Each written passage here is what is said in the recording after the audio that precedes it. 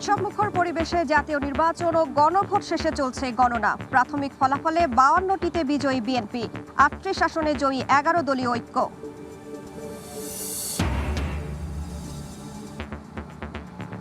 নির্বাচনে নিরঙ্কুশ জয়ে সরকার গঠনের আশা তারেক রহমানের। দ্রুত ফল ঘোষণার তাগিদ। জয়ী হলে সবাইকে নিয়ে কাজ করার প্রত্যাশা জামায়াত আমিরের। এবং কোনো পাতানো নির্বাচন হয়নি, কেন্দ্র দখলের ইতিহাস ভুলিয়ে দেওয়ার দাবি সিইসির। সুষ্ঠুভাবে সম্পন্ন হওয়ায় জাতির প্রতি কৃতজ্ঞতা প্রধান উপদেষ্টার।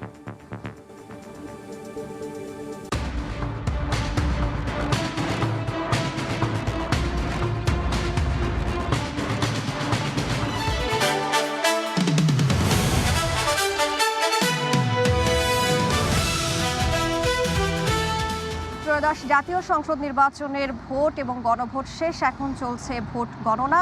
আমরা সার্বিক পরিস্থিতির খবর জানাতে আপনাদের সঙ্গে আছি 72 ঘন্টার সম্প্রচারে।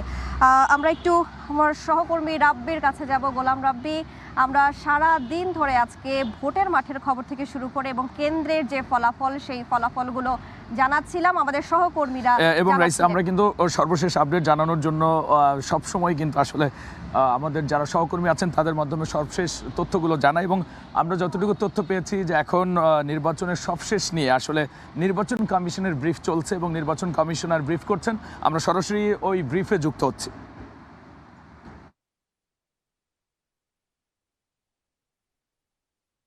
অতীতের ইতিহাস যদি আমরা দেখি, ইনশাল্লাহ যে কোনো মানদণ্ডে এটা অত্যন্ত ভালো নির্বাচন, গ্রহণযোগ্য নির্বাচন। কারণ যে জাতিকে যে ওয়াদা আমরা দিয়েছিলাম সে ওয়াদা আমরা পরিপূর্ণ করতে পেরেছি বলে আমরা মনে করি।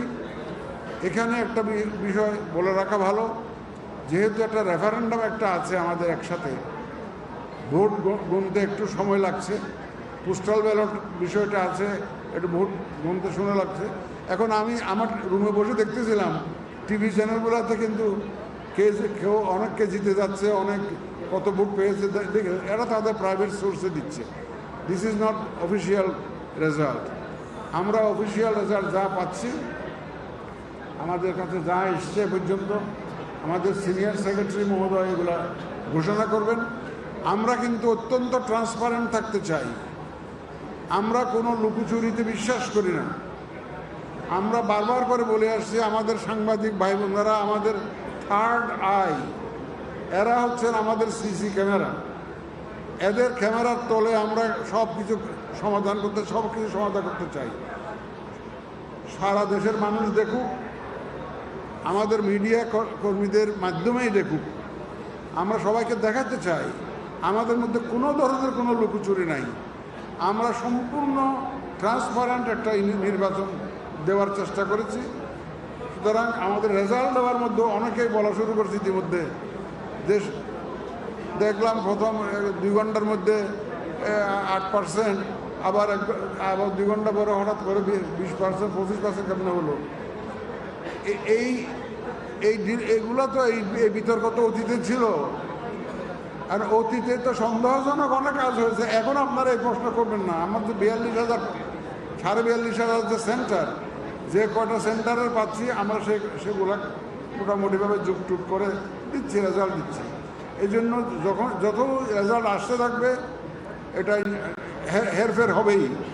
এখানে অন্য কোনো কারসাজি এখানে নাই, এখানে অন্য ধরনের অন্য কোনো উদ্দেশ্য এখানে নাই। এটা সম্পূর্ণ একটা হিসাবের ব্যাপার। এখন আমরা শুধু যোগ বিয়োগ করে, যোগফল করে যে রেজাল্ট আমরা পাবো, আমাদের রিটার্নিং অফিসারের কাছ থেকে পাবো স্বাক্ষরিত, সেটাই আমরা কিন্তু আপনাদের সামনে ঘোষণা করব। এর বাইরে নয়। আমরা কোনো আনঅফিসিয়াল রেজাল্ট দিতে চাই না। আমাদের যে রিটার্নিং অফিসার স্বাক্ষর করে যে রেজাল্টটা আমাদেরকে দিবেন, কেন্দ্র থেকে যেগুলো উঠে আসবে সেই রেজাল্টটা আমাদের ঘোষণা করা হবে আমাদের পক্ষ থেকে। আমাদের সিনিয়র সেক্রেটারি মহোদয় ইতিমধ্যে অনেক রেজাল্ট পেয়ে গেছেন, অফিসিয়াল রেজাল্ট পেয়ে গেছেন। এখন আমি ওনাকে অনুরোধ করবো, এটাও আনঅফিসিয়াল। অফিসিয়াল হবে কখন? যখন গ্যাজেট করবো আমরা, যখন গ্যাজেট করবো তখন that is the final official document. তো আমি আপনাদেরকে খুব মুবারকবাদ জানাই। সারা রাত থাকেন, সারা রাত বসে থাকেন, দেখেন যে আমাদের মধ্যে কোনো রকমের কোনো গলদ আছে কিনা, আমাদের নিয়তের মধ্যে কোনো বেজার আছে কিনা আপনারা দেখেন। আমরা আপনাদেরকে আমন্ত্রণ জানাচ্ছি, আপনারা থাকেন এবং দেখে যাবেন। আমি অনুরোধ করব আমাদের সিনিয়র সেক্রেটারিকে, এটা বলবে আমাদের সিনিয়র সেক্রেটারি বলবে, আমাদের সিনিয়র সেক্রেটারি বলবে। তো শুনবে, একটু ওয়েট করেন, ধৈর্য ধরেন, বলবে তো পাবে। কাগজপত্র সব ওনার কাছে, উনি বলবেন।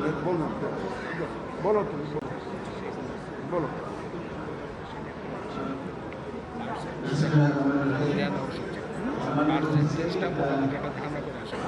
না, ও জানে।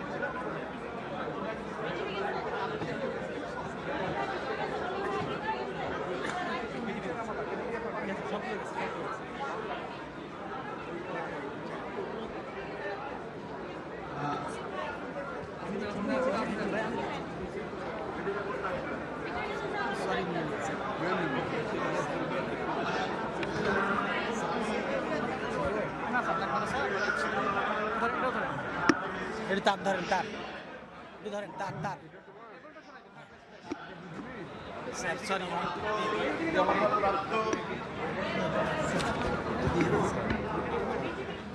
ফলাফল প্রাপ্ত ভোট কেন্দ্রের সংখ্যা হচ্ছে 29। আমাদের এটা প্রথম বার্তা শিট। ক্রমে আমরা কিউমুলেটিভ ফিগারটা পরবর্তীতে আপনাদেরকে জানিয়ে দেব।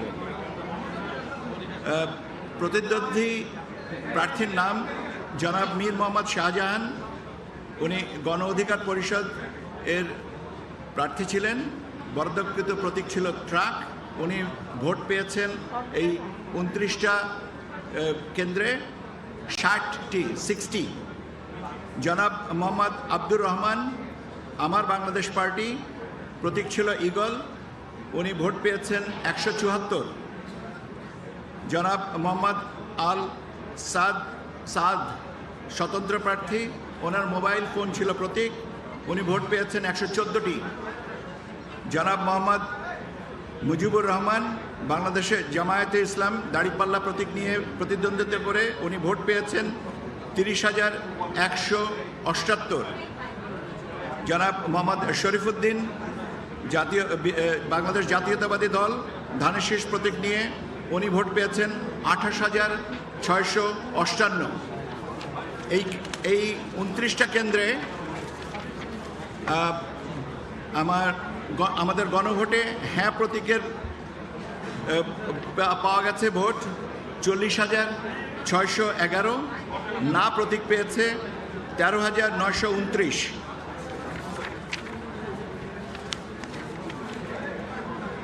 হবিগঞ্জ 1, মোট ভোট কেন্দ্রের সংখ্যা 178।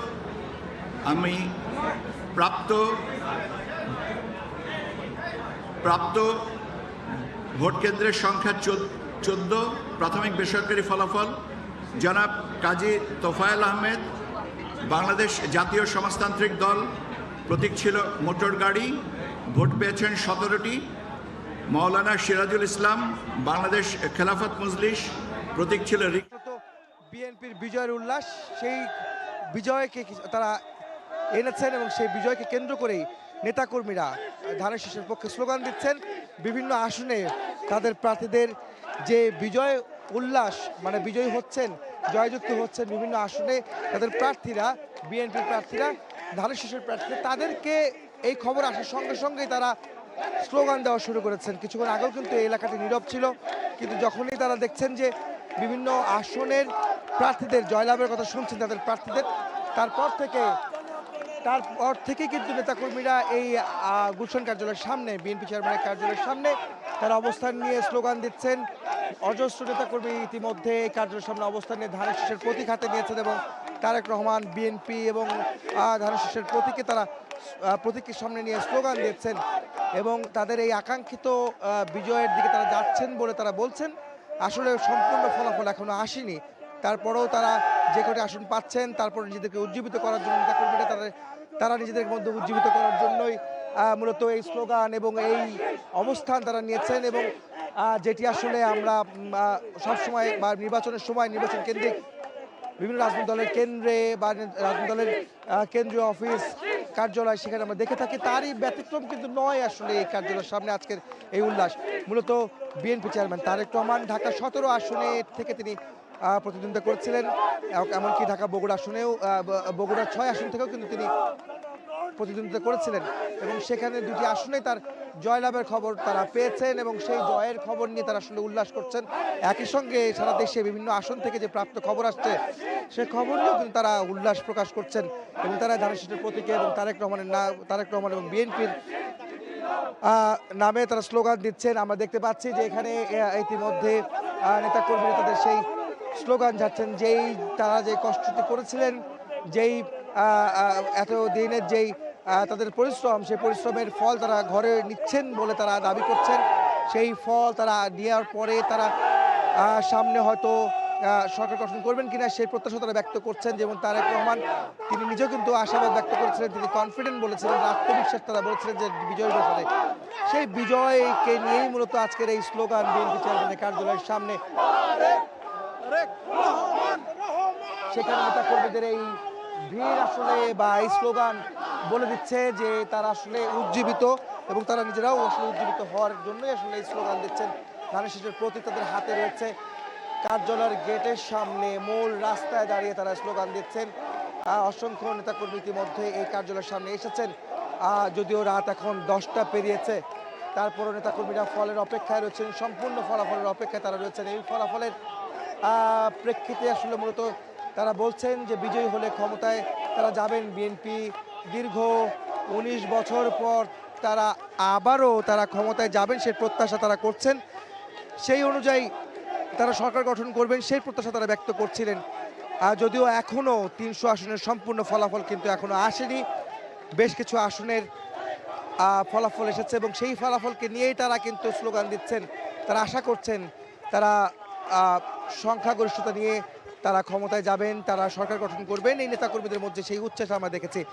আমরা দেখতে পাচ্ছি বিএনপি চেয়ারম্যানের কার্যালয়ের সামনে নেতাকর্মীদের অবস্থান, সেটি বারবার কিন্তু মাইকে অ্যানাউন্স করে বলা হচ্ছিল কার্যালয়ের গেটটি ছেড়ে দেওয়ার জন্য, কিন্তু নেতাকর্মীদের যে উচ্ছ্বাস, আজকের যে তাদের যে দীর্ঘ প্রতীক্ষার যে ফল, তার প্রতিফলন ঘটেছে বিএনপির যে চেয়ারম্যানের কার্যালয়ের সামনে এবং তাদের মধ্যে যে উচ্ছ্বাস আমরা দেখতে পাচ্ছি।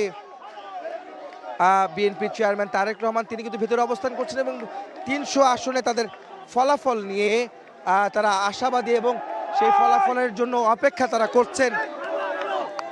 তারা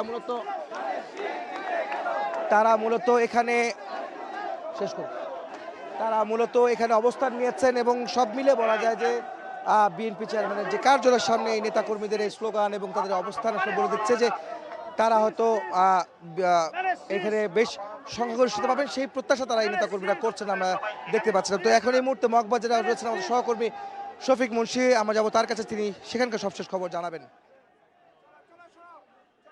বাংলাদেশ জামাতে ইসলামের কেন্দ্রীয় কার্যালয়ে মগবাজারে এবং এই কেন্দ্রীয় কার্যালয়ে কিছুক্ষণ পর অর্থাৎ রাত 11টায় একটি সংবাদ সম্মেলনের আয়োজন রয়েছে এবং সেই সংবাদ সম্মেলনটিকে ঘিরেই একটি প্রস্তুতি নেওয়া হচ্ছে এই দলটির মিডিয়া এবং প্রচার বিভাগের পক্ষ থেকে। আমরা এখন ঘড়ির কাঁটায় বাজে 10:14। এই মুহূর্ত পর্যন্ত এই বাংলাদেশ জামাতে ইসলামের যে কেন্দ্রীয় প্রচার এবং মিডিয়া বিভাগ আছে তা এবং একই সাথে নির্বাচন পরিচালনা কমিটি আছে, এই দুইটি শাখার সাথেই যোগাযোগ করে যেটা জানতে পেরেছি যে তারা অনানুষ্ঠানিকভাবে সারা দেশে বেসরকারি ফল অনুযায়ী 40টির মতো আসনে তাদের প্রার্থী অর্থাৎ 11 দলীয় ঐক্যের প্রার্থীরা জয়লাভ করেছে, এমনটাই কিন্তু জানিয়েছে। এবং তারা রাত 11টার যে প্রেস ব্রিফিং সেখানে কিন্তু আরও এ ব্যাপারে বিস্তারিত তথ্য জানাবে, আপ টু ডেট যে তথ্য জানাবে যে কতগুলো আসনে তাদের 11 দলীয় প্রার্থীরা এখন পর্যন্ত অনানুষ্ঠানিকভাবে বিজয়ী হয়েছে সেই বিষয়গুলো জানাবে।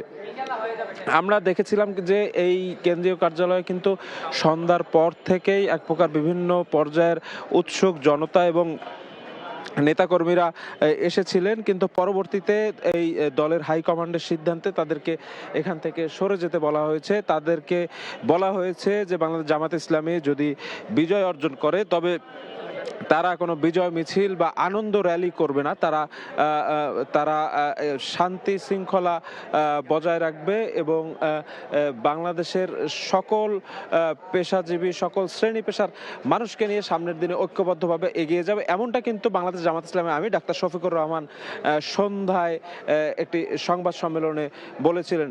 এবং সেই কথার প্রেক্ষিতে কিন্তু এখানে যে উৎসুক জনতা এবং নেতৃবৃন্দ ছিল তাদেরকে কিন্তু সরিয়ে দেওয়া হয়েছে।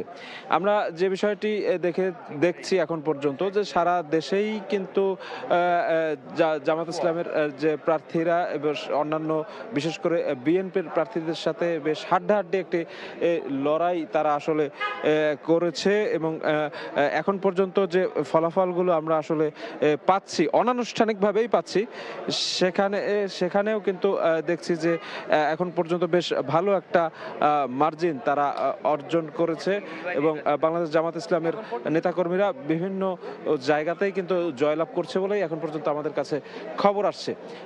চট্টগ্রামে আছে আমাদের সহকর্মী পাপ্য, চট্টগ্রামের নির্বাচনের খবর, সেখানকার অনানুষ্ঠানিক কি ফলাফল এলো সে বিষয়ে বিস্তারিত কিন্তু জানাবে পাপ্য।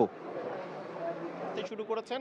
আমরা এখন আছি চট্টগ্রামের জেলা স্টেডিয়ামে, যে রিটার্নিং কর্মকর্তা কিন্তু আমরা দেখছি ফলাফল আসার সাথে সাথেই কিন্তু তিনি কিন্তু ফলাফল ঘোষণা করছেন এবং দুটি জায়গা থেকে কিন্তু চট্টগ্রামের যে 16টি আসন রয়েছে 16টি আসনের ফলাফল ভাগ করে কিন্তু আমরা দেখছি এখানে জানানো হচ্ছে। এবং আমরা যেটি স্থানীয় সূত্র অনুসারে যে ফলাফলগুলো পেয়েছি সেসব আসনের মধ্যে অনেক জায়গায় কিন্তু বিএনপি এগিয়ে আছে এবং বেসরকারিভাবেও সেক্ষেত্রে আমরা দেখছি কিছুক্ষণ আগে ফলাফল ঘোষণা করেছে, সেই ফলাফল ঘোষণায় কিন্তু আমরা দেখেছি হাটহাজারীতে অনেক এগিয়ে আছে বিএনপি। সেক্ষেত্রে অন্যান্য যে আসনগুলো রয়েছে চট্টগ্রামের রাঙ্গুনিয়া যে আসন রয়েছে সেখানেও কিন্তু আসলে বিএনপি এগিয়ে আছে এবং চট্টগ্রাম 5 আসনে 62 কেন্দ্রের বেসরকারিভাবে ফলাফল ঘোষণা করা হয়েছে এবং বিএনপি 67,371 ভোট পেয়েছেন এবং খেলাফত মজলিসের নিকটতম প্রতিদ্বন্দ্বী 20,460 ভোট পেয়েছেন, সেটি কিন্তু বেসরকারিভাবে আমাদেরকে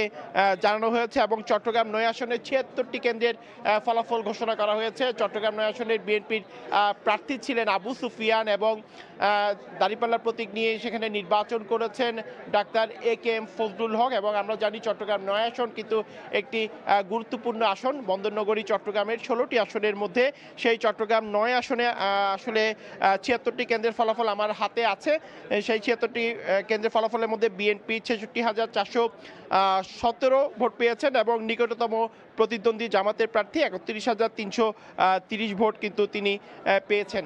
সেক্ষেত্রে আমরা কিছুক্ষণ আগে আসলে চট্টগ্রাম 11 বন্দর আসনের ফলাফলের খবর নেওয়ার চেষ্টা করেছিলাম, কারণ বন্দর আসনের ফলাফল কিন্তু বন্দর এলাকা থেকেই কিন্তু ঘোষণা করা হচ্ছে। সেক্ষেত্রে কিছুক্ষণ আগে আমরা যেটি জেনেছি আমির খসরু মাহমুদ চৌধুরী কিন্তু 40,000-এরও বেশি ভোটে কিন্তু তিনি এগিয়ে আছেন, সেই বিষয়টা কিন্তু আমরা জানতে পেরেছি। আসলে আজকে সকাল থেকেই চট্টগ্রামের যে আসনগুলো রয়েছে বিশেষ করে চট্টগ্রামের রাঙ্গুনিয়া, ফটিকছড়ি, হাটাজারি, রাজন সহ বিভিন্ন জায়গায় সকাল থেকে আমরা চষে বেরিয়েছি। আমরা দেখেছি সাধারণ মানুষজন যারা রয়েছেন তারা স্বতঃস্ফূর্তভাবে কিন্তু আজকে আসলে ভোট দিয়েছেন এবং বিশেষ করে মহিলাদের উপস্থিতি কিন্তু অনেকটাই ছিল চোখে পড়ার মতো এবং সেক্ষেত্রে সাধারণ মানুষজন যারা রয়েছে তারা স্বতঃস্ফূর্তভাবে কিন্তু আজকে যে যাকে পছন্দ করে তাকে কিন্তু ভোট দিয়েছে তেমনটি আমরা দেখেছি। আরেকটি বিষয় হচ্ছে আইন শৃঙ্খলা রক্ষাকারী বাহিনীর সদস্য যারা রয়েছেন তাদের উপস্থিতিও কিন্তু আসলে আজকে চোখে পড়ার মতো ছিল। সেটি তারা কোনো ধরনের সংঘাতপূর্ণ ঘটনা বা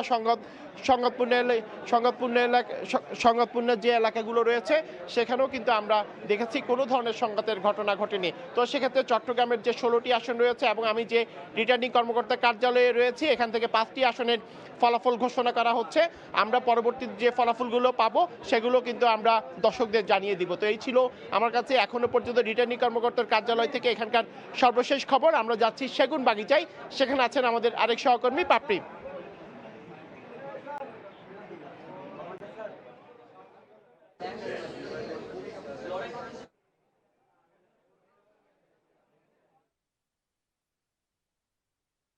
ঢাকার সেগুনবাগিচার রিটার্নিং অফিসারের কার্যালয়, সেখানে এখন পর্যন্ত আমরা ঢাকার 13টি আসনের যে ফলাফলগুলো রয়েছে এখান থেকে কিছুক্ষণ আগে রিটার্নিং কর্মকর্তা শরফুদ্দিন আহমেদ চৌধুরী 4টি আসনের আংশিক কিছু ফলাফল আমাদেরকে জানিয়েছেন। সেই ফলাফলের মধ্যে দেখা যায় যে তিনি ঢাকা 11 আসনের মধ্যে তিনি দেখিয়েছেন যে 11টি আসনের ঢাকা 11 আসনের 16টি কেন্দ্রের প্রাপ্ত ফলাফলে দেখা যাচ্ছে যে শাপলাকলি পেয়েছে 8,969 আর ধানের শীষ পেয়েছে 7,391।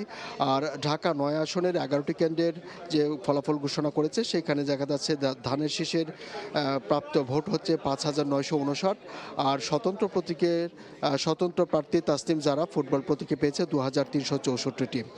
ঢাকা 7 আসনের 6টি কেন্দ্রের ফলাফল তিনি জানিয়েছেন। এর মধ্যে ধানের শীষ পেয়েছেন 3,741টি আর জামায়াত ইসলামী পেয়েছেন 3,414টি। ঢাকা 18 আসনের 9টি কেন্দ্রের ফলাফলে দেখা যাচ্ছে যে শাপলাকলি এখন পর্যন্ত পেয়েছে যে 3,369টি আর ধানের শীষ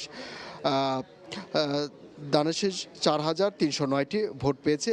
এখন পর্যন্ত রিটার্নিং কর্মকর্তা শরফুদ্দিন আহমেদ আমাদেরকে এই প্রাপ্ত ফলাফল জানিয়েছেন।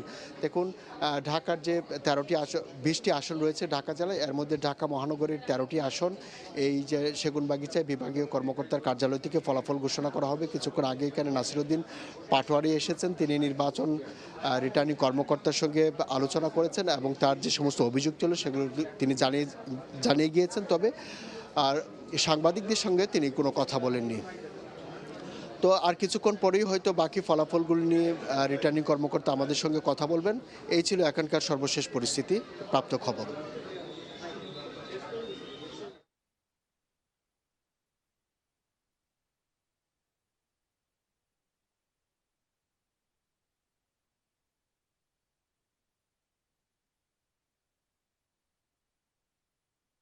যে 4টি আসন রয়েছে 4টি আসনে কিন্তু আমরা লক্ষ্য করছি বিএনপির যারা প্রার্থী রয়েছেন তারা অনেক এগিয়ে। বিশেষ করে আমরা স্থানীয় যে সূত্রটি রয়েছে সেই সূত্রের মাধ্যমে আসলে বলতে পারি কক্সবাজার যে 3 আসন রয়েছে সেই 3 আসনে বিএনপির যিনি প্রার্থী রয়েছেন লুৎফর রহমান কাজল, তিনি আসলে প্রাথমিকভাবে জয়ী হয়েছেন বলে আমরা বিভিন্ন কেন্দ্রের যে ঘোষণা সেই ঘোষণার মাধ্যমে জানতে পেরেছি।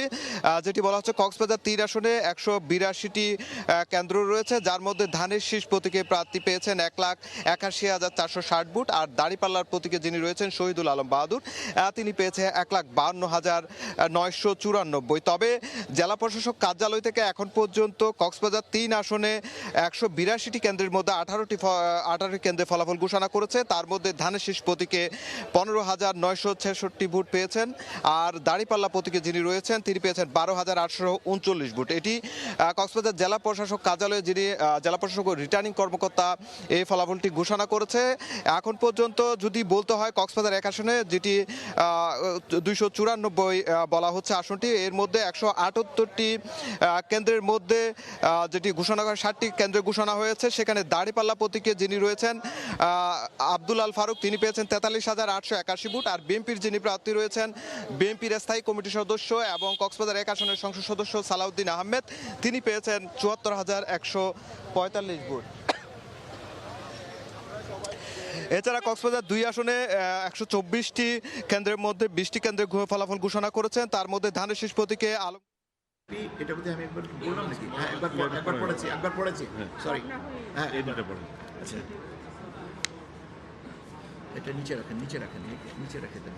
এটাও পড়া হয়ে গেছে? না, এটা পড়া হয়নি। পড়াগুলো আমি নিয়ে নিচ্ছি। না, আচ্ছা, আমি রাখেন, আমি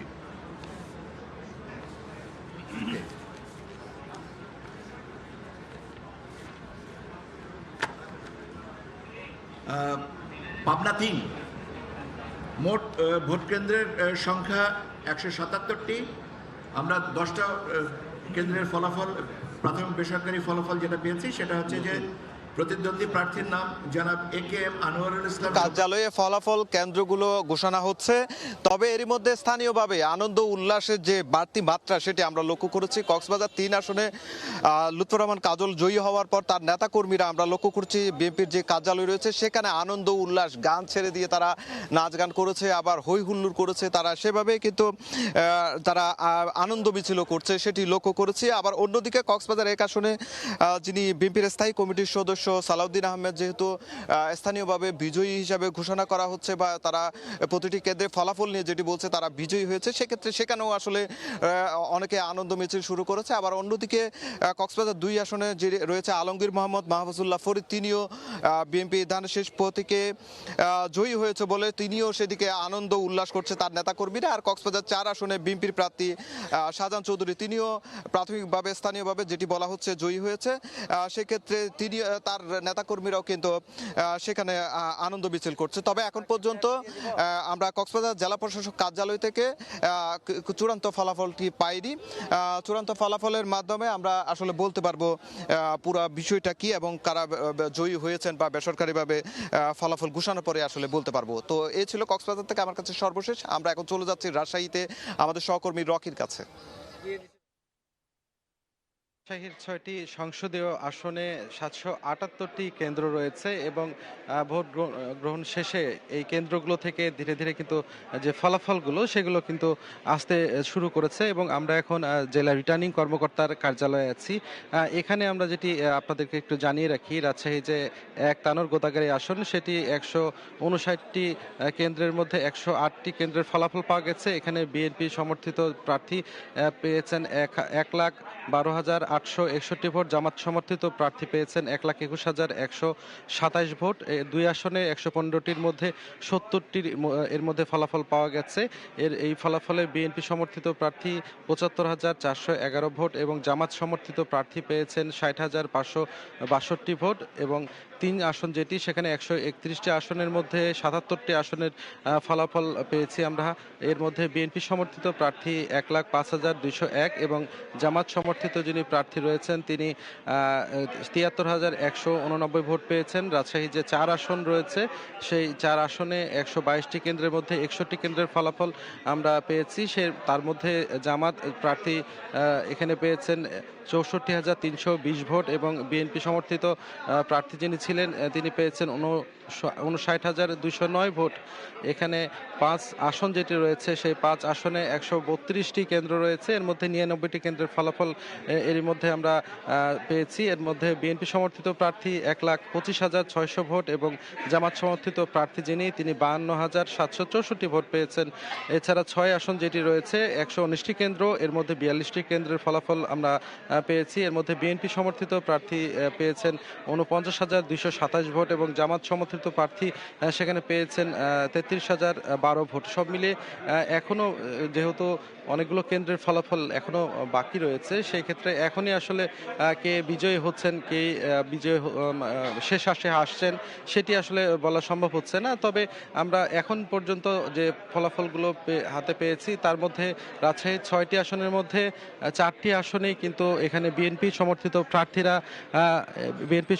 প্রার্থীরা এগিয়ে আছেন এবং এখানে জামাত জামাত সমর্থিত প্রার্থী এগিয়ে আছেন 2টি আসনে। সব মিলিয়ে আসলে এখন পর্যন্ত ধীরে ধীরে বিভিন্ন কেন্দ্রের ফলাফল আসছে এবং সেগুলো আসলে যোগ করে দেয়া হচ্ছে এবং আমরা আপনাদেরকে সেই তথ্যগুলো আসলে জানিয়ে দেওয়ার চেষ্টা করছি। সব মিলিয়ে আপনারা জানেন যে আজ সকাল 7:30 থেকে শান্তিপূর্ণভাবে ভোট গ্রহণ শুরু হয়েছিল। বিরতিহীনভাবে বিকেল 4টা পর্যন্ত ভোট গ্রহণ চলেছে এবং রাজশাহীতে 2-1টি ছোট বিচ্ছিন্ন ঘটনা ছাড়া বড় ধরনের কোনো সহিংসতার খবর পাওয়া যায়নি। শান্তিপূর্ণভাবে উৎসবমুখর পরিবেশে ভোট গ্রহণ অনুষ্ঠিত হয়েছে এবং ভোটাররা তাদের পছন্দের প্রার্থীকে আসলে ভোট দিয়েছে। এই ভোটের পাশাপাশি যেহেতু এখানে একটি গণভোটের ব্যাপার রয়েছে, সেক্ষেত্রে আসলে কিছুটা ফলাফল ঘোষণা হতে কিছুটা বিলম্ব হচ্ছে। তবে এই ফলাফল আসলে যত দ্রুত সম্ভব কেন্দ্র থেকে আসার পর সেই ফলাফলগুলো আসলে রিটার্নিং কর্মকর্তা সেটি আমাদের জানিয়ে দিচ্ছেন। আমরা সেটি আপনাদের দ্রুত জানিয়ে দেওয়ার চেষ্টা করব। তো এই ছিল আমার কাছে রাজশাহীর যে 6টি সংসদীয় আসন রয়েছে তার সর্বশেষ খবর। আমরা সরাসরি ছিলাম রাজশাহীতে, যেখানে আমাদের সহকর্মী জানাচ্ছিলেন যে গণভোট এবং দুটো ভোট একসাথে হওয়ার কারণে আসলে কিন্তু একটু দেরি হচ্ছে, তবে অনেক কেন্দ্রে কিন্তু ভোট আমরা পাচ্ছি এবং বেসরকারি ফলাফলও কিন্তু পেয়ে প্রার্থীরা সন্তোষ প্রকাশ করছেন, তাদের ভোটারদের প্রতি কৃতজ্ঞতা প্রকাশ করছেন। রাইসা, আরেকটুখানি অপেক্ষা রাখবি, তারপরেই হচ্ছে আমরা চূড়ান্ত ফলাফলটা জানতে পারবো। একটি বিষয় যে ফেসবুকে কিন্তু এর মধ্যে সোশ্যাল মিডিয়ায় নানা ধরনের গুঞ্জন বা গুজব ছড়ানো হচ্ছে, নানা ধরনের তথ্য দেয়া হচ্ছে ফলাফল নিয়ে। আমার মনে হয় যে এই জায়গাটায় একটু সতর্ক থাকা উচিত এবং নির্বাচন কমিশন থেকে বারবার যেটি বলা হচ্ছে, তারা যে ফলাফল ঘোষণা করবে সেটি আসলে চূড়ান্ত ফলাফল হবে। আমাদের সঙ্গে আমরা একেবারেই শেষ মুহূর্তে আছে, আমরা একটু আলোচনায় যাব, নির্বাচনী আলোচনায়। সেই নির্বাচনী আলোচনায় আমাদের সঙ্গে যুক্ত আছেন মুস্তফা খন্দকার। ধন্যবাদ। আমি আমাদের আলোচনা শুরু করতে চাই। প্রথমে আমি ডক্টর নাহিরুল ইসলাম, জাহাঙ্গীরনগর বিশ্ববিদ্যালয়ের শিক্ষক, ওনাকে দিয়েই আমি শুরু করি। শাহেদ আলম, আপনাকে পরে যাক। আপনি সারাদিন তো দেখলেন যে একটা ভোট উৎসব, অনেকদিন পরে বাংলাদেশের মানুষ একটা ভোট উৎসব পেল, কেমন দেখলেন নির্বাচন? এখন তো শেষ পর্যায়ে বলতেই হয়, মানে আমার কাছে নির্বাচনের প্রতিটা মুহূর্ত খুব গুরুত্বপূর্ণ। এর জন্য 4:30টার আগে আসলে বলতে চাইনি, কিন্তু এখন বলছি যে খুবই সুন্দর নির্বাচন হয়েছে এবং সবচেয়ে যেটা আমার জন্য, আমি মনে করি এটা আমার ব্যক্তিগতভাবে একটা জয়। যে জায়গাতেই শুনেছি নারী ভোটার ছিল, মানে অকল্পনীয়, মানে নারীরা ভোট দিতে এসেছে। সো এটা আমার কাছে এত বিউটিফুল লেগেছে, এত একটা সৌন্দর্য যে আপনি দেখবেন গত 3 সপ্তাহ, নট অনলি 3 সপ্তাহ, গত 1.5 বছর ধরে নারীর প্রতি যা হয়েছে, সাইবার বুলিং থেকে শুরু করে স্লাট শেমিং, নারীকে কত কিছু বলে ডাকা, আমি মনে করি আজকে নারীরা যে ভোট দিয়েছে এটাই আসলে বলে দেয়া যে বাংলাদেশের নারীরা আসলে আপনি কখনোই তাদেরকে ঘরের ভিতরে রেখে সম্মানিত করার টোপ দিতে পারবেন না। এটা একটা বিউটিফুল। আর তার সাথে সাথে একটা জিনিস মনে করতেই হয় যে আমরা তো নারীর ক্ষমতায়নের অনেক কথা বলি, কিন্তু নারীর ক্ষমতায়ন হয়তো সেইভাবে আসেনি, কিন্তু নারীর ক্ষমতায়নের ভিত্তি যার হাতে দিয়ে হয়েছেন বেগম খালেদা জিয়া, আমি তাকে আজকে খুব স্মরণ করতে চাই যে বেগম খালেদা জিয়া যদি আজকে বেঁচে থাকতেন তাহলে হয়তো আরো সুন্দর লাগতো, আরো ভালো লাগতো আমাদের কাছে। শাহেদ, নির্বাচনের তো ফল আসা শুরু হয়েছে, এই রেজাল্ট কেমন হচ্ছে? Absolutely mind blowing. আমি যেসব সংবাদ পাচ্ছি সেখানে বাংলাদেশ জাতীয়তাবাদী দল এবং তাদের যে জোট, সেই জোট থেকে একটা ভূমিধস বিজয়ের যে কথা তারা আশাবাদ ব্যক্ত করেছিল, ভূমিধস বিজয়ের সব রকম উপকরণ আমরা দেখতে পাচ্ছি। কিন্তু আমার কাছে আরো যে বিষয়টি ভালো লাগছে সেটি হলো একটা কালারফুল পার্লামেন্ট আমরা দেখব মনে হয় এর মধ্য দিয়ে। যারা এরই মধ্যে বেসরকারিভাবে বিজিত হয়েছেন, অভিনন্দন। প্রথমেই আপনাকে বলে নেই, ঢাকা 17 আসন থেকে জনাব তারেক রহমান, বিএনপি চেয়ারপারসন, তিনি জয়ী হয়েছেন। ঢাকা, বগুড়াতেও সম্ভবত তিনি জয়ী হয়েছেন, আমি যদি ভুল না হয়ে থাকে। কিন্তু আমি বলছি কালারফুল পার্লামেন্ট কেন, এই কারণে যে আমি শেষ খবর পাওয়া পর্যন্ত দেখছি জুনায়েদ সাকি উনি জয় পেতে যাচ্ছেন, ডক্টর মনীষা চক্রবর্তী জয় পেতে যাচ্ছেন, নুরুল হক নূর গণ অভ্যুত্থানের অন্যতম পরিচিত মুখ, তিনি জয় পেয়েছেন এবং পরাজিত প্রার্থীর মধ্যে তাকে অভিনন্দন জানিয়েছেন। হাসনাত আব্দুল্লাহ, তিনি জয় পেয়েছেন। রুমিন ফারহানার সাথে একটু আগে কথা হলো, উনি বললেন যে উনি ভূমিধস জয় পেতে যাচ্ছেন। ফজলুর রহমান, যাকে সবচেয়ে বেশি স্লাট শেমিং এবং হেন করা হয়েছে, উনি জয় পেতে যাচ্ছেন, উনি জয় পেয়েছেন। শিশির মনির, উনি অভিনন্দন জানিয়েছেন ওনার প্রতিদ্বন্দ্বী যিনি জয়ী হয়েছেন। সো এর মধ্য দিয়ে একটা যে নির্বাচনী সংস্কৃতি, পরাজয় মেনে নেওয়ার যে কালচার আমরা দেখতে পাচ্ছি, সবকিছু মিলিয়ে আমার কাছে হয়তো আরো নাম আছে, কিন্তু যেমন আমি যদি বলি, যেমন গোলাম পারোয়ার, মহাসচিব জামায়াত ইসলামের, মহাসচিব মানে হ্যাঁ মহাসচিব না, সেক্রেটারি জেনারেল, হ্যাঁ। তিনি পরাজিত হতে যাচ্ছেন। তাকে হয়তো মিস করব আমরা। আমির অন্যদিকে হামজারটা কি বলবেন? আমির হামজা, আমি যে বললাম কালারফুল পার্লামেন্ট, আমির হামজার কিছু ওয়াজ হয়তো শুনবো আমরা পার্লামেন্টে, তাই না? That would be a fantastic session. তো সবকিছু মিলিয়ে আমি বলবো this is a very good election.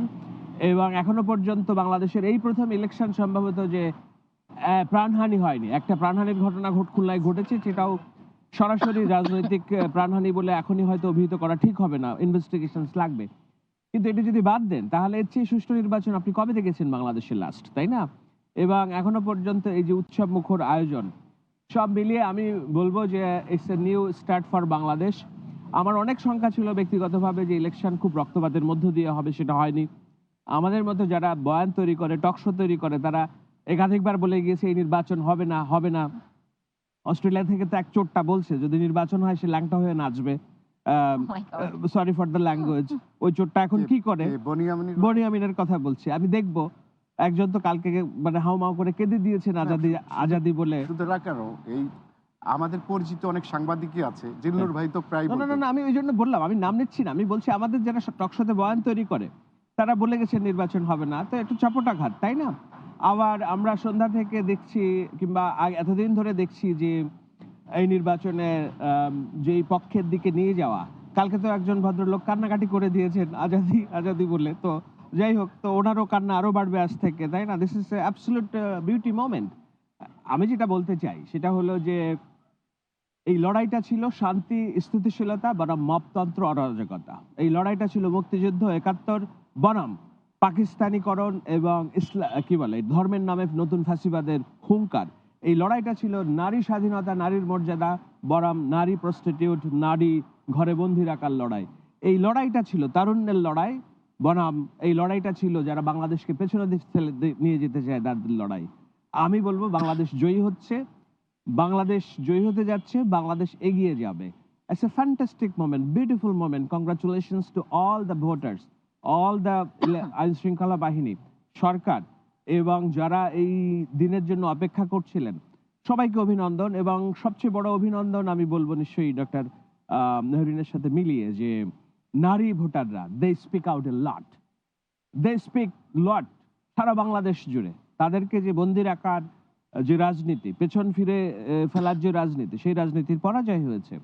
আমি এই ক্ষণে নিশ্চয়ই অভিনন্দন জানাতে চাই মির্জা ফখরুল ইসলাম আলমগীর, যার আসনটি নিয়ে একাধিকবার কথা হয়েছে যে না তিনি শঙ্কার মুখে আছেন। আমি একটি আলোচনা করেছিলাম, মির্জা ফখরুল দ্য পাওয়ারফুল, বাংলাদেশের মহাসচিব হিসেবে তাকে সবাই চিনেন। তিনি তার এই নির্বাচন জীবনের শেষ নির্বাচন বলেছেন। শেষ নির্বাচন জিনিসটা আমার কাছে মানে উনি যে শেষ বলছেন, রাজনীতিবিদরা তো সাধারণত শেষ বলতে চান না, কিন্তু উনি তো এই অনেস্টিটা ওনার আমার উনি পছন্দ ক্লিন হয়েছে। মানুষ, সজ্জন মানুষ। উনি ঘোষণাই দিয়েছেন যে এটি হয়তো আমার জীবনের শেষ নির্বাচন। শেষ নির্বাচনে মানুষ তাদেরকে ভোট দিয়েছে। সেখানে হিন্দু যে ভোটাররা ছিল ৮৬,০০০, তাদের ইচ অ্যান্ড এভরিওয়ান মির্জা ফখরুলকে ভোট দিয়েছেন বলে আমি বিশ্বাস করি। আচ্ছা, আমি একটু নাহারিনের কাছে আসি, আমি আপনার কাছে পরে আসবো।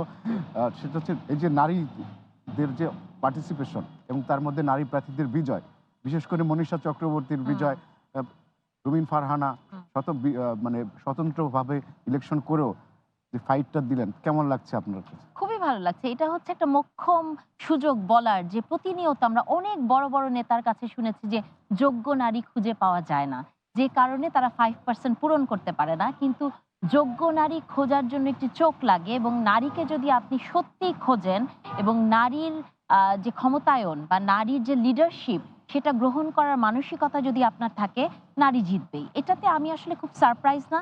মনীষা আপা জিতেছেন, দেখেন মনীষা আপা একটা সময় 2018-তে উনার যে ভয়েস ছিল, তাই না, সেই জায়গা থেকে এটা একটা চমৎকার বিষয় হয়েছে। তবে আমি সবসময় একটা জিনিস বলি কি জানেন, যে যতই আপনি নারী নেতৃত্ব নিয়ে কথা বলেন, যতই বলেন যে নারী টপে যেতে পারবে না, আমির হতে পারবে না, কিন্তু নারী আসলে সবই হতে পারে। এবং এটা আমি মনে করি আজকে বাংলাদেশের নারীরা যে ভোটটি দিয়েছে, পার্সেন্টেজও আপনি দেখবেন, সেই জায়গা থেকে এটাই প্রমাণ করে যে বাংলাদেশের নারীরা এখনো বিশ্বাস করে যে তারা ক্ষমতার সব জায়গায় যেতে পারে। এবং সেই জায়গাটাতে আমি আবারও বলতে চাই, যে কথাগুলো ক্রমাগতভাবে বলে গেছি, যে নারীর নেতৃত্ব একটি অভ্যাসের ব্যাপার, নারী নেতৃত্ব একটি প্রসেস, এবং পুরুষতান্ত্রিক সমাজে এই হেজেমনিক মাস্কুলিনিটিতে নারীর নেতৃত্বকে গ্রহণ করার মানসিকতা একমাত্র এই মুহূর্তে যারা ইলেকশন করেছে জাতীয়তাবাদী দলের আছে। এবং সেই জাতীয়তাবাদী দল, কারণ দেখেন আওয়ামী লীগেরও ছিল, তাদের নারী নেত্রী ছিলেন। সো নারী নেতৃত্ব এমন না যে আকাশ থেকে টুপ করে পড়বে আর আপনি মেনে নিবেন। এটা মানার জন্য পুরুষদের যে এক দ্বন্দ্বের ভেতর দিয়ে যেতে হয়, সেই দ্বন্দ্বটা সবসময় বাংলাদেশ জাতীয়তাবাদী দল পার করেছে। এবং আমি বিশ্বাস করি তারা হয়তো 5% দিতে পারে নাই, কিন্তু এটি একটি চলমান প্রক্রিয়া এবং তাদের হাত দিয়ে এটি আসবে। আপনি ফ্যামিলি কার্ড দেখেছেন, যেটা আমি আজকে দেখলাম যে অনেক নারী ভোটাররা বলেছেন, যারা প্রান্তিক নারী, তাদের কাছে এটা একটা খুব ভালো একটা বিষয় ছিল। তারা মনে করছেন যে এই 2,500 টাকা শুনতে আপনার কম মনে হতে পারে, কিন্তু এটি একটি প্রান্তিক নারীকে এম্পাওয়ার্ড করার জন্য যথেষ্ট। আমি তাই মনে করি যে বাংলাদেশের নারীদেরকে আপনি কখনোই গোলাপ ফুল বলে ভুল করবেন না, যেটি জামাতের আমির বলেছেন। গোলাপ ফুলও কখনো শুকিয়ে যায় এবং গোলাপ ফুলেও কাঁটা থাকে, যে কাঁটা আপনার গায়ে বিঁধতে পারে। সেটা আপনাদেরকে মনে রাখতে হবে। ধন্যবাদ। শাহেদ, নির্বাচনের ফলাফল তো আসছে, কি মনে হচ্ছে কেমন মার্জিনে কোন দল সুইপ করবে? এখন আমি কয়েকদিন আগে একটি আলোচনায় বলেছিলাম, আমাকে সম্ভবত স্টার নিউজে আমাকে জিজ্ঞেস করা হয়েছিল যে জামাত কতটি আসন পাবে, প্রেডিকশন। তো আমি বলেছিলাম 19 থেকে 34টি আসন পাবে তারা। তো এটি নিয়ে নানান রকম ব্যাকল্যাশ হয়েছে, নানান রকম সমালোচনা হয়েছে আমার বিরুদ্ধে। আম, এখন পর্যন্ত যে সংখ্যা আমরা দেখতে পাচ্ছি, সেখানে 34টা আসন পর্যন্ত এখনো তারা এগিয়ে নেই বলেই আমি দেখতে পাচ্ছি। তবে আমি আশা করি যে তারা অন্তত 34টি আসন পাবেন, কেননা একটি সংসদে যদি বিরোধী দলের আসন 34টি না হয়, অন্তত 30-এর উপরে যদি না হয়, তাহলে এটা ভালো পার্লামেন্ট হয় না আর কি। এবং আমরা তো দেখেছি যে খুব ল্যান্ডস্লাইড ভিক্টরি যেটা হয়, সেখানে একপাক্ষিক একটা পার্লামেন্ট হওয়ার একটা ঝুঁকি থাকে। যদিও যারা জয়ী হওয়ার জন্য মুখিয়ে আছেন, আশা করে আছেন, কারোর জয়কে আমি ঠেকাতে চাই না, কিন্তু বাংলাদেশের স্বার্থেই, গণতন্ত্রের স্বার্থেই অন্তত বিরোধী দল 30টি আসন পাওয়া উচিত বলে আমি মনে করি। এবং আমি আমার সেই জায়গাতে অটুট আছি। যদি তারা 30টি পায়, অভিনন্দন। আর যদি এর চেয়ে বেশি পায়, আরো অভিনন্দন। কিন্তু এখনো পর্যন্ত আনুষ্ঠানিক কিংবা আসনের হিসাব বলছে না যে তারা এই মার্কটা পৌঁছাতে পারবে। আমি কয়েকটি জায়গায় এনসিপির কয়েকজনকে নির্বাচিত হয়েছে, তাদেরকে অভিনন্দন। তারা হয়তো ভেবেছিল 30টি আসনের মধ্যে অন্তত 15-20টি তারা এগোতে পারবে। আলটিমেটলি 4টা মনে হয় আমি দেখছি, 4টা অথবা 5টা।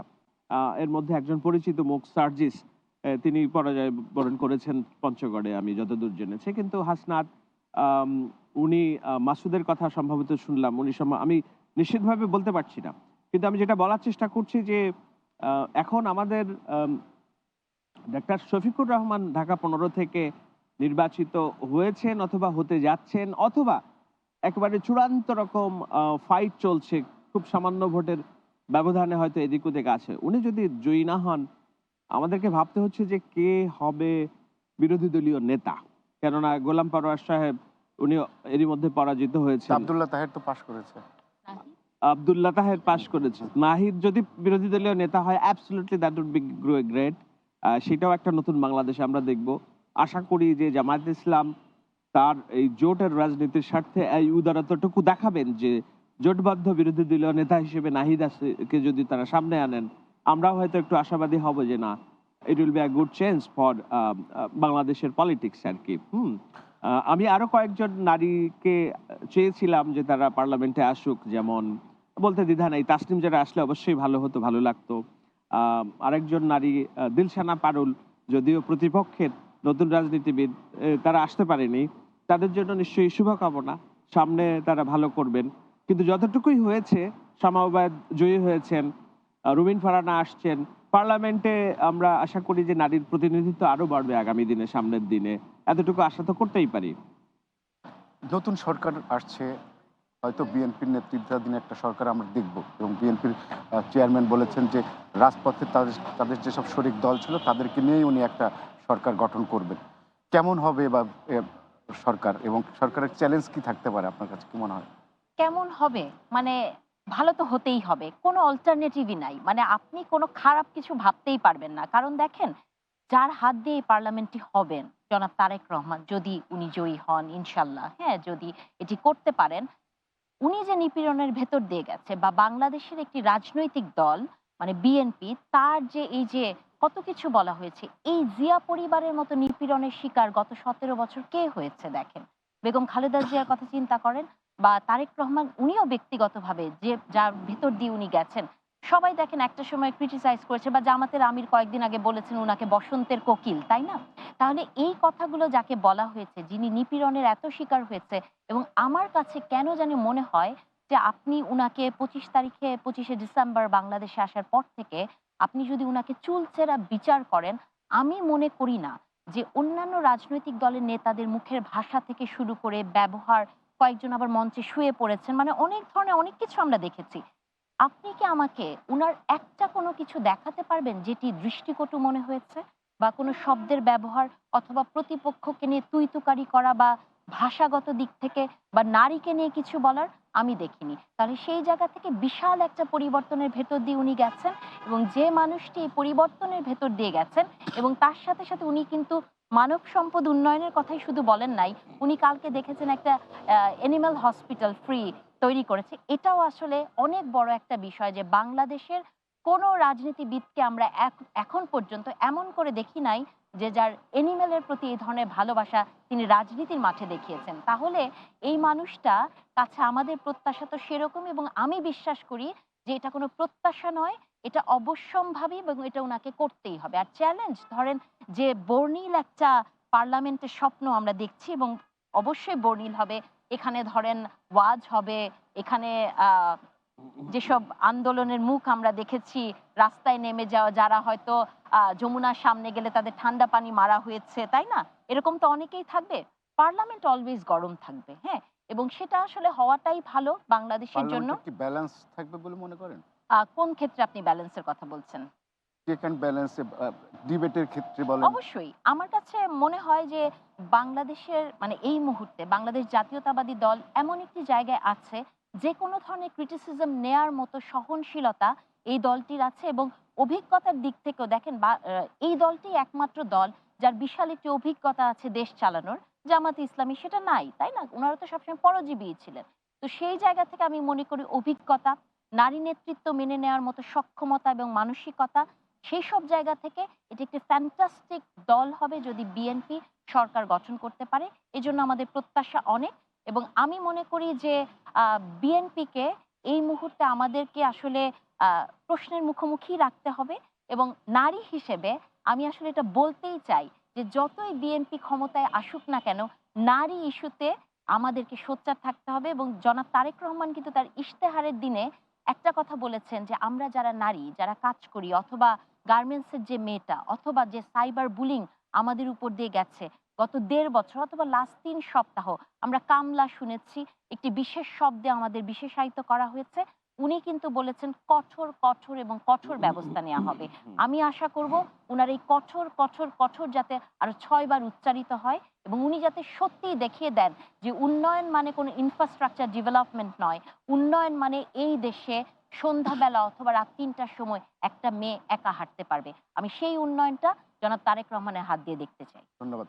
শাহেদ আলম, নতুন সরকারের সাথে প্রতিবেশী দেশগুলোর সম্পর্কে উন্নয়নের ক্ষেত্রে কি আপনি কতখানি সুযোগ দেখছেন? আমি অনেক বড় সুযোগ দেখছি এই কারণে যে it's been a last 2 years it was a very hostile journey with the আমাদের নেইবার্স আর কি। আমি এটার জন্য যে খুব দুঃখিত এমন না, কিন্তু এই মেসেজটাও দেওয়া দরকার ছিল ভারতকে যে না, আমরা উই আর নট পাপেট, আমাদের নিজস্ব জনসংখ্যা জনগোষ্ঠী তোমাদের প্রতি মানে আমরা চাই তোমরা দাদাগিরিটা না, তোমাদের সাথে আমরা চোখে চোখ রেখে কথা বলবো। কিন্তু কোথাও কোথাও একটু বেশি হয়ে গেছে হয়তো, তো ভারত সরকার সেই আস্থাটা পায় না এই সরকারের সাথে কাজ করতে। এখন যেটা হয়েছে, আমি 2টি ঘটনা বললে বুঝবেন যে ঘটনার সম্পর্কটা কেমন হবে। বিশেষত আমি অন্যান্য দেশগুলোর কথা বলছি না, যেমন চীন, পাকিস্তান, এদের সাথে তো আমাদের ভালো সম্পর্ক আছেই। ভারতের সাথে আমাদের যেহেতু একটা বড় সীমান্ত, সেখানে আমরা প্রতিনিয়ত একটা যুদ্ধ উন্মোদনা দেখেছি বর্তমান সরকারের আমলে, এবং তাদের 7 সিস্টার ভেঙে দেওয়া, যেটা আবার তারা অস্বীকার করছে যে আমরা কোনো দেশের রাষ্ট্রীয় অখণ্ডতা চাই না। কিন্তু আপনি দেখবেন যে এই সংসদ ভবনে এই জায়গাতে যখন বেগম জিয়ার জানাজা হয়, সেই জানাজায় শ্রদ্ধা জানানোর জন্য ভারত তার পররাষ্ট্রমন্ত্রীকে পাঠিয়েছে। এমন না যে বিএনপি দাওয়াত দিয়েছে ভারতকে যে তোমরা কাউকে পাঠাও, না, তারা তাদের সর্বোচ্চ কূটনীতিককে এই দেশের মাটিতে পাঠিয়েছে এবং তারেক রহমানের কাছে তারা বৈঠক করেছে যে না ঠিক আছে, এটা একটা জেস্চার, গুড জেস্চার তারা দেখিয়েছে। দুঃখিত। শুধু তাই না, ভারতের পার্লামেন্টে বেগম জিয়াকে নিয়ে তারা শোক প্রস্তাব উত্থাপন করেছে, সব দলমত নির্বিশেষে উঠে দাঁড়িয়ে শ্রদ্ধা জানিয়েছে। হ্যাঁ, দুই কক্ষে নজিরবিহীন যেটা বাংলাদেশের ইতিহাসের আগে হয়নি। এই দুইটি ঘটনা যদি আপনি দেখেন, it's a good gesture, because তারাও জানে যে কিছু দিয়ে কাটলে ওই কাটার আঁচটা, ব্যথাটা সমানভাবে তারাও পাবে। তারা যে বাংলাদেশের প্রতি এতদিন দাদাগিরি দেখিয়েছে সেইটার এন্ড তারা চায়। তো সেটার জন্য তারা সবচেয়ে ট্রাস্টেড এলিজিবল পলিটিক্যাল পার্টির সাথে তারা সম্পর্ক স্মুথ করার চেষ্টা করেছে। অ্যাট দ্য সেম টাইম তারা জামাত ইসলামের সাথেও মিটিং করেছে এই বার্তা দেওয়ার জন্য যে আমরা নতুন ভাবে আগাতে চাই। তো বিএনপি একাধিকবার তারা বলেছে যে তারেক রহমান স্পষ্ট করেই বলেছেন যে আমার জনগণ সিদ্ধান্ত নিয়েছে ভারতের সাথে আমার সম্পর্ক শীতল থাকবে, এইটা মাখামাখি থাকবে না। আমরা মাখামাখি চাই না, আবার অতি শীতলও চাই না। আমরা চাই একটা ব্যালেন্স সম্পর্ক, যেখানে ভারত তার ব্যবসা বাণিজ্য করবে বাংলাদেশের সাথে, আমরা ব্যবসা বাণিজ্য করবো ভারতের সাথে, কিন্তু সম্পর্কটা হবে পারস্পরিক শ্রদ্ধাবোধের, চোখে চোখ রেখে যেন আমরা কথা বলতে পারি, এখানে দাদাগিরির কোনো সুযোগ নেই। তো সেই বার্তাটা বহুত আগে থেকেই দেওয়া হয়েছে। আবার বললাম তো, দাদাগিরির যেহেতু সুযোগ নেই, আবার এমন না যে ভারতের সাথে যুদ্ধ উন্মাদনা করে আমরা খুব বেশি এগিয়ে যেতে পারবো। আমাদের মূল কনসার্নটা কি? আমাদের মূল কনসার্ন হচ্ছে আমাদের গরিব দুঃখী মানুষের ভাগ্য উন্নয়ন, 1.5 কোটি মানুষের কর্মসংস্থান, $1 ট্রিলিয়ন ইকোনমি, বৈদেশিক বিনিয়োগ, যেগুলো মানি আপনি আজকে দেখেন ঢাকা শহরের সব ছোট ছোট দোকান বন্ধ হয়ে যাচ্ছে, বিনিয়োগ নেই, ছোট ব্যবসায়ীরা পথে বসতে শুরু করেছে, একটা ব্যাংক থেকে পয়সা ইনভেস্টমেন্ট হচ্ছে না, ফরেন ডিরেক্ট ইনভেস্টমেন্ট এফডিআই নেই। সরকার স্বীকার করছে যে সরকারের স্থিতিশীলতা, স্থায়িত্বের কারণে লোকজন আসেনি। তো এইভাবে তো চলতে পারে না একটা রাষ্ট্র, তাই না? তো এখন আমাদের দরকার বিনিয়োগ, আমাদের দরকার ফরেন ডিরেক্ট ইনভেস্টমেন্ট, আমাদের দরকার পারস্পরিক সৌহার্দ্যপূর্ণ সম্পর্ক। নির্বাচিত সরকার আসলে এগুলোর বিষয়ে আমরা একটা সেটার জন্য সব রাস্তা উন্মুক্ত হচ্ছে। আমাদের হাতে খুব কম সময় আছে। আপনি নতুন সরকারের কাছে আপনার কি প্রত্যাশা, আপনি কি চান? নতুন সরকারের কাছে প্রত্যাশা হচ্ছে যে আমাদের যাতে আর মানে একটা ওই সহজ সরল গণতান্ত্রিক প্রসেসের মধ্যে আমরা থাকি। আমি আসলে একজন সাধারণ মানুষ হিসেবে কি দেখতে চাই মোস্তফা ভাই, যে 5 বছর পর একটা ইলেকশন হবে, যে দল ভালো করবে, দেশের মানুষের পক্ষে থাকবে, তাকে আমি ভোট দিতে পারবো। এবং ব্যক্তিগতভাবে একজন শিক্ষক হিসেবে মনে করি যে যখন আমরা কোনো ক্রিটিক্যাল সাবজেক্ট পড়াই, যেখানে ইতিহাস নিয়ে কথা বলতে হবে, পলিটিক্স নিয়ে কথা বলতে হবে, ক্লাসরুমে লেকচার দেওয়ার জন্য যাতে কখনো জেলে না যেতে হয়। আমি বিশ্বাস করি যে জনাব তারেক রহমান তার ইশতেহারে বলেছেন যে দলমত নির্বিশেষে উনি মেরিটোক্রেসি নিয়ে কাজ করবেন, ওনার টার্গেটটা যাতে সেটাই থাকে, এখান থেকে উনি যাতে একটু বিচ্যুত না হন, উনি যাতে এমন কাজটি করেন যাতে ভয়ে আমাদের যেটা বলার ইচ্ছা সেটা বলতে পারি। মানে আপনি চান যে নতুন সরকার আপনাদের এই আপনি যে চাওয়াগুলো দিলেন এই চাওয়াগুলো পূরণ করবে 5 বছরের মধ্যে, নাকি প্রথম 90 দিনের মধ্যে? না, আমি মনে করি যে এটা একটা ক্রমাগত প্রসেস, এটা একটা প্রক্রিয়ার মধ্যে যেতে হবে। প্রথম থেকেই তাকে শুরু করতে হবে, প্রথম থেকেই যাতে সেই স্বাধীনতাটা আমরা পাই। দেখেন, মানুষ হিসেবে, একটা দেশের সাধারণ জনগণ হিসেবে চাওয়াগুলো খুবই সামান্য। এই সামান্য চাওয়াটাই যদি আজকে আমাদের কোনো নেতা দিতে পারে, তাহলে তার দিকে এই দেশ থাকবে। মানে আপনি বলতে চান যে এক ধরনের সরকারের মধ্যে এক ধরনের থাকবে, মানে জনবান্ধব একটা পরিবেশ সবসময়। জনবান্ধব না হলে তো সরকারই হতে পারবে না। মানে সরকারকে তো জনবান্ধব হতেই হবে। উনি যে স্লোগান দিয়েছেন যে সবার আগে বাংলাদেশ, সবার আগে বাংলাদেশেই যাতে বাংলাদেশের প্রতিটা মানুষ এটাকেই ফিল করতে পারে যে বাংলাদেশকে উনি সবার আগে রেখেছেন, এবং আমাকে, আপনাকে, শাহেদ ভাইকে, প্রত্যেকটা সিঙ্গেল পার্সন যাতে সেটাই মনে করতে পারে। ধন্যবাদ আপনাদের দুজনকে, শাহেদ আলম, নাহিদ ইসলাম খান, সবাইকে ধন্যবাদ।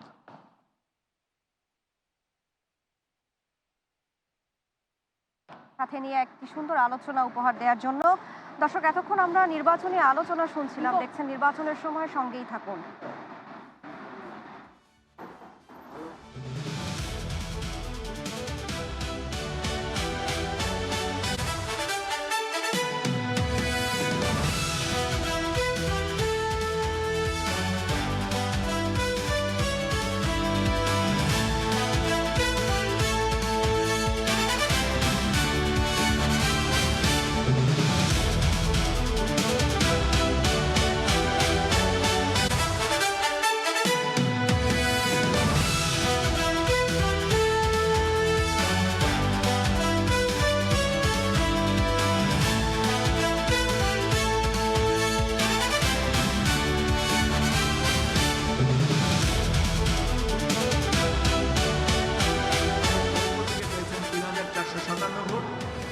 জনাব মোহাম্মদ শরীফুল ইসলাম ইসলামী আন্দোলন বাংলাদেশ বা হাত পাকা প্রতীকে পেয়েছেন 210 ভোট।